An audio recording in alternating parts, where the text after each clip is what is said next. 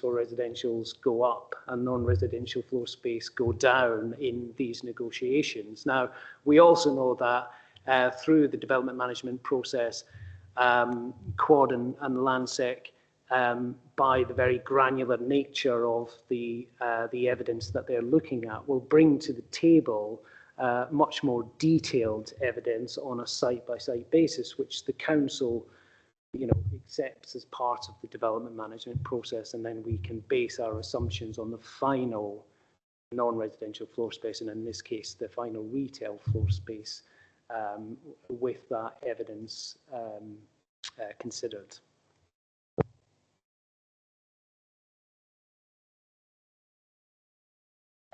Just to be clear, the 2021 study, it was mentioned that the household survey information dated back to 2016 survey.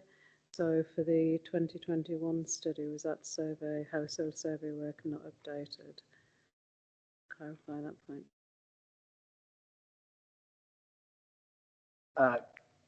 Keenan? Yeah, it was still the 2015 survey, and I point you to paragraphs 3.20 and 3.21 of the study, which justifies why using that survey was still applicable, in that it was only used to calculate, I think David alluded to it earlier, it was only used to calculate the proportional distribution of expenditure between shopping destinations in the study area. It's not been used to quantify the actual amount of available expenditure or the reductions to special forms of trading. In terms of the point, though, that things have kind of moved on with the pandemic and changes in shopping patterns, and my understanding of the household survey work is that it helps to identify shopping patterns in the area in terms of not just in terms of the amount that's spent in certain locations, but the patterns in terms of where people go to, either within the borough or outside the borough. And is a point that those may have changed due to the pandemic, and if so, how has the study dealt with that? Inspector, if I point you out to the paragraph below, it's stressed in the last sentence that shopping patterns have not changed significantly since 2015 because there have been limited retail commitments completed during that period.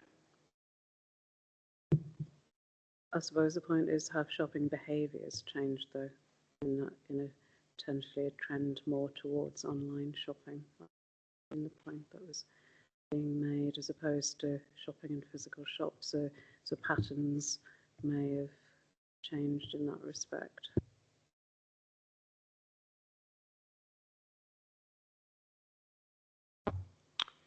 Yeah, I mean, obviously we've been shifting towards online retail for a number of years, and I'm sure that was factored into the work from Lichfields that we can certainly go away and provide that detail and evidence. Clearly this is a snapshot in time, like all kind of evidence-based, and again, I just want to stress and reiterate that, particularly with retail, which is changing so fast, that the council and the plan-making process has to draw a line at some stage and progress.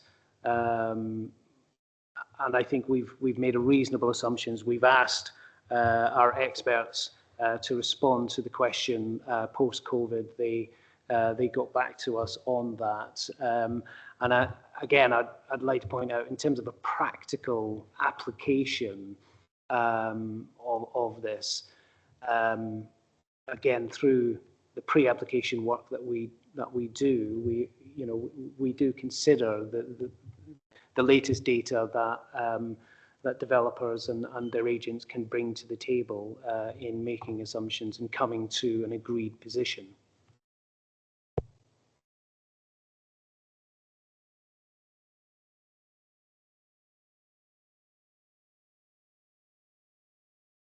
Just looking at paragraph 320 there, which sort of explains the approach.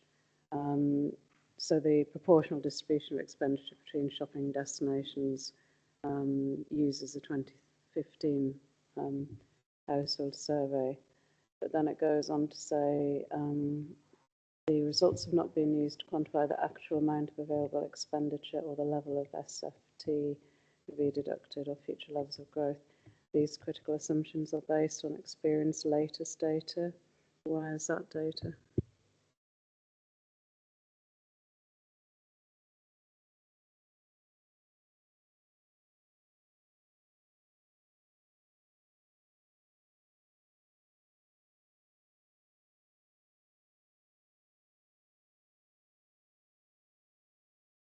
I think we'll have to clarify that with our consultants and get back to you on the exact experience data that they were using at that stage. If it helps, I'm able to clarify. I think because we work with Lichfields as part of, we've been consistent with our reps with raising concerns, understand the council's position to go draw a line. But I think the fundamental shift that COVID happened, and we've always flagged up, is fundamentally changed shopping patterns. It needs to be looked at again.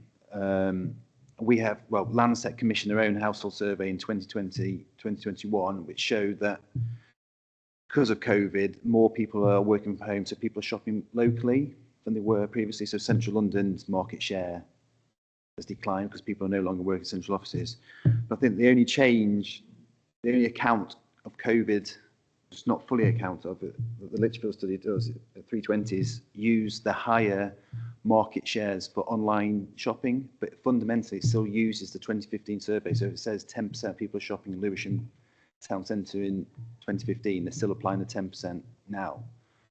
But in after COVID, things have changed. But I know it's difficult for local authorities because there's a resource, and so we're not getting bogged down in the the details of the technical evidence. Our concern, more fundamentally, I know what the council said regarding applications being judged on their own merits, but the issue is there's subsequent policies, EC 12, 13, 14, which has policies in which seems to protect the Class EA 50%. I know we might talk about that this afternoon, on the back that they think there's a need for retail floor space, whereas the London Plan and earlier policies, EC11, talks about the need to adapt and diversify town centres.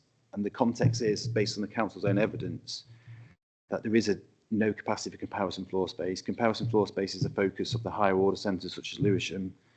So we're just concerned that the later policies trying to introduce an impact, shopping impact study and a 50% retention figure isn't actually justified based on the evidence, and it's at odds with EC11, which says you need to adapt. And so I don't really want to go down the technical route, because we can go backwards and forwards and waste people's time because it gets a bit technical. But I think fundamentally the evidence from all parties is there's no need for further non-food floor space. So policies should reflect that in their approach in terms of being adaptable and flexible, which I know the council said that they'll look at applications, but fundamentally the policies don't actually say that. There's a danger we could be doing impact for in-centre development.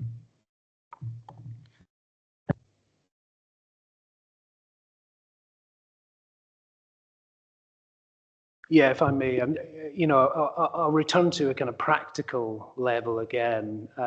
Yes, we could update the evidence base. We could pause the process of the local plan and undertake an additional costly study for the council and delay the adoption of the local plan and be in a policy vacuum when the site allocation that Landsec and Quad are putting forward comes in. We could do that, but we think that would be a backward step. We want to progress with the local plan.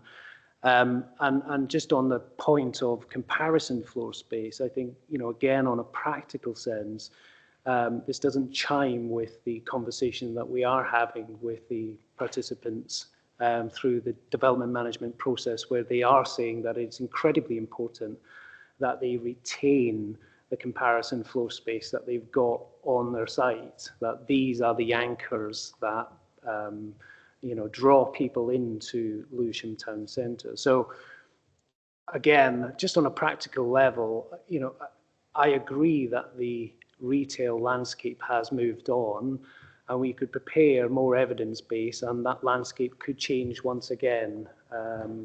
We have to be proportionate, and what we feel is beneficial for both ourselves, the council, and Quad and Landsec, is that we have a local plan in place, we get it adopted as soon as possible so that we have the site allocation adopted and we can progress with the site allocation through to delivery on the basis of our agreed position through the pre-application process.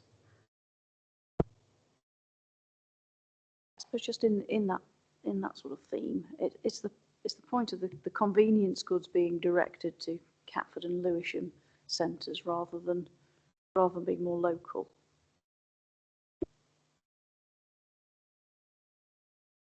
Yes, I mean, we obviously recognise that there has to be a kind of balanced approach here. In terms of comparison, we want our major town centres to have the types of stores that one would expect within major centres, particularly the Lewisham town centre and its aspirations the council has for it to be a metropolitan centre, and that is something I believe that is supported by Quad and Land Securities. And again, the retention of those retail units that we would typically classify as the kind of comparisons retail are important for them to retain, is my understanding. In terms of convenience, we have to consider that we are promoting town centres for much more residential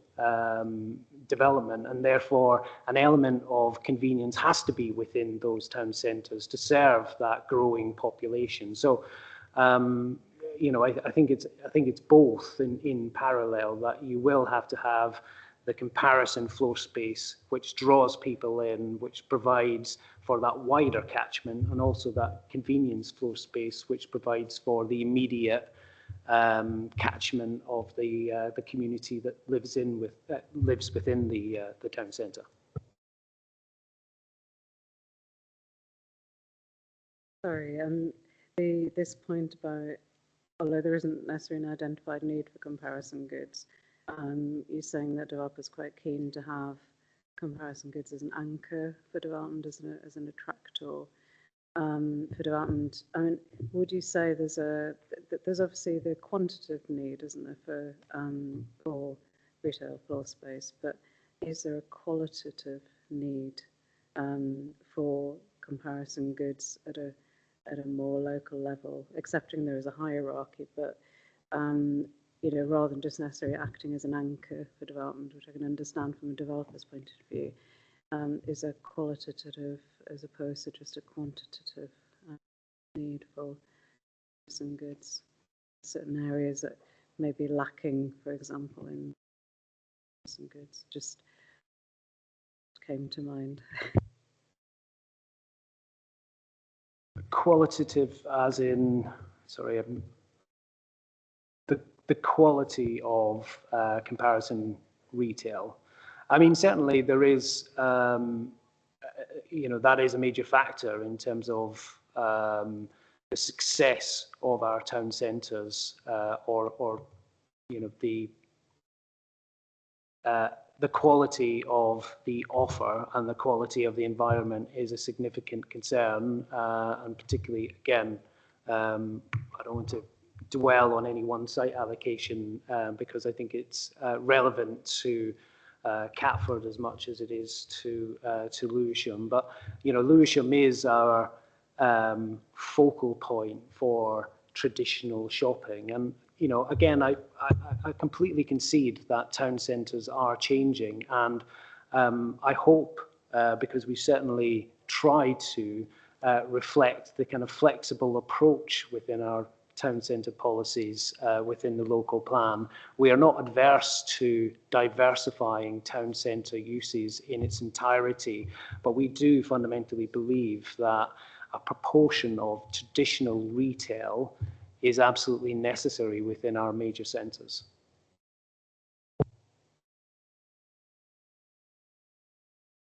Would you see the need identified in the study or lack of need in terms of comparison as a limit necessarily. So, you know, if a demand-led scheme came along at some point, the council wouldn't necessarily refuse it if there wasn't an identified need, depending on the location, sequential tests, etc., etc.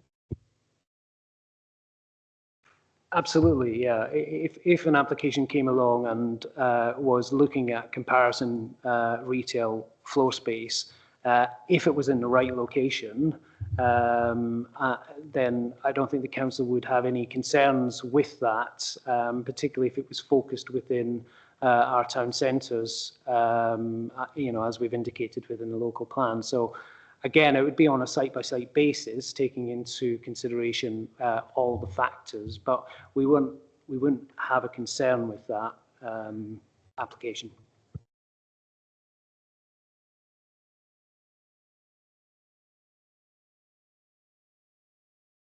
Been waiting patiently. Thank you. Just to clarify, we're not looking for the council to update their evidence base. We think the evidence base is sufficient for policy to inform policy. Our concern is that the policies, so EC, I know we saw EC40 maybe this afternoon, but bringing in a 50% retention, the PSA of Class EA in a contracting retail market, as their own evidence suggests, isn't really reflective of the evidence. So we're fully supportive. We want to work with the council on our site, but we just want to make sure that if we're promoting a mixed use sort of town centre uses as encouraged by national policy and London plan, sort of food and drink uses, that will be acceptable in the primary shopping area. But at the moment, there's a policy in criterion D of EC14 which says 50% of EA as a target of EA. So if we're not that, we have to do a shopping impact assessment, which seems at odds with the whole thrust of national and strategic policy. But I think that's a policy we'll come back to this afternoon. So we'll I think you've given the council a heads up on that one, so they'll know it come up this afternoon. Just in terms of the plan period, I know it's difficult for retail. It is challenging, but you know my question 620 is about the need for retail floor space up to 2035. It's not quite the whole plan period, is it? And how do we get there?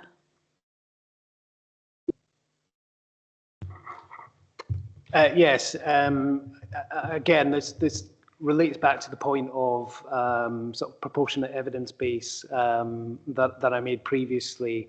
Obviously, there's been, and I think we discussed, a number of delays to our programme through the preparation of the plan with external factors which were unprecedented at the time. When we were preparing the evidence base, we were looking at the 15-year period and trying to align our evidence base with that 15-year period. But because of the delays, we now find ourselves, you know, just short of that. Which we recognise, and I think we had the discussion about residential previously in one of the public in one of the sessions.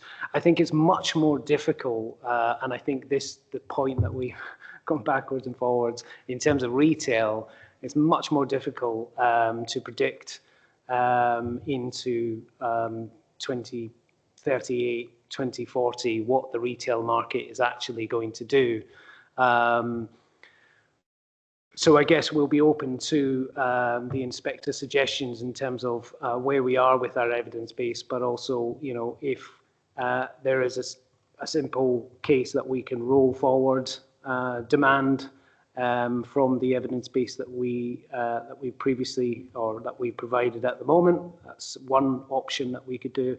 I think it's also important to say that again, just going back to supply and the quantum of supply that we're providing in terms of town centre uses and employment, you'll see that they are generous. They are significantly more than demand. And I think, again, just to reiterate the point, we've done that to provide a kind of buffer because we know in practical terms that those figures will inevitably be reduced through negotiations at the development management stage. But there is sufficient supply there, I would argue, to cover to cover any surplus that we have between the retail and employment targets, which end before the plan period.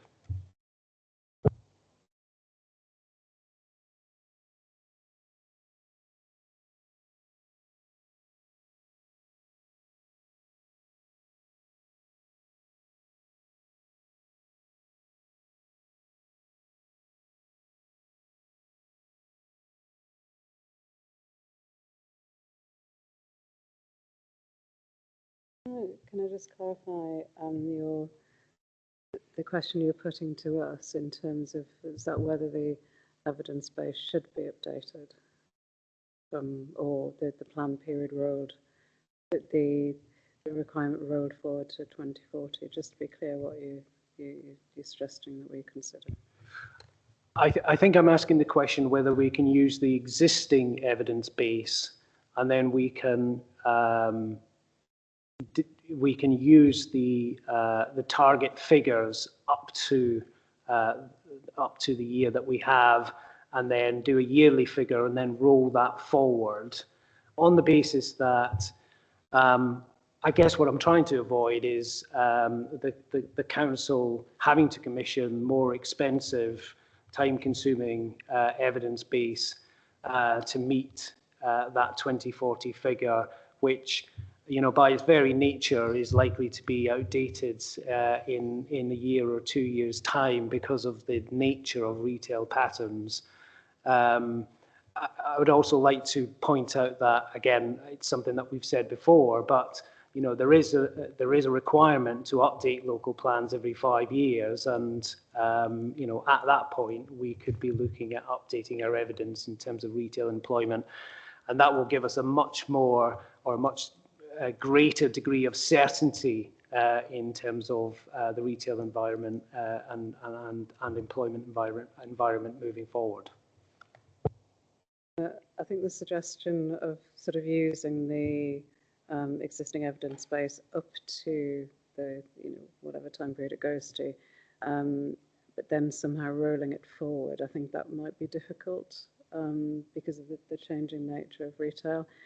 What I was interested is Quad's position, because on the one hand you're saying the retail study uses out of date evidence in terms of household survey, but then on the other hand you're saying that you're not suggesting that the evidence base needs to be updated, and I'm not quite clear on your position on that, to be honest.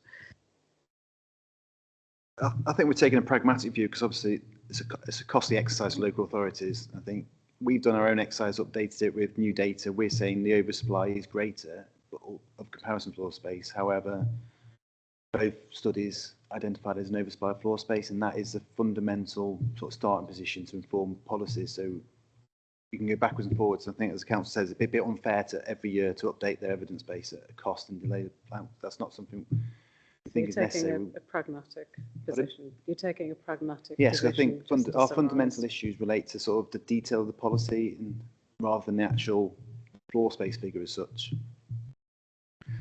Well, I think we'll take that away, having heard the evidence, and be rich of you on that. So.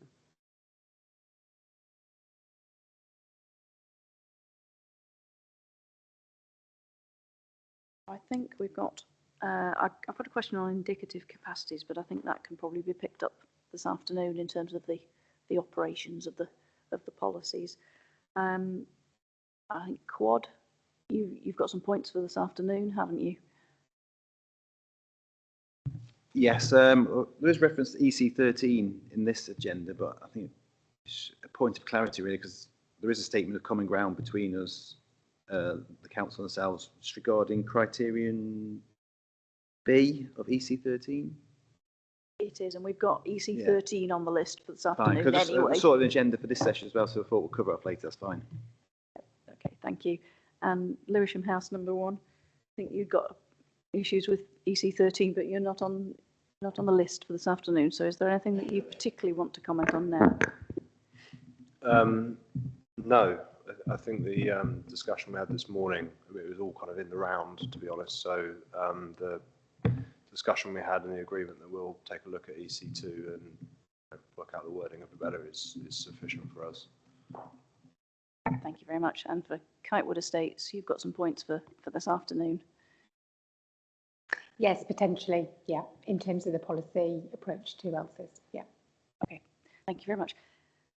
I have no further questions. There's nothing else that the council want to say at this point. So that concludes matter number 6. It's 12:55. So I think we'll adjourn until 2 o'clock and we'll come back for matter 8. Thank you very much.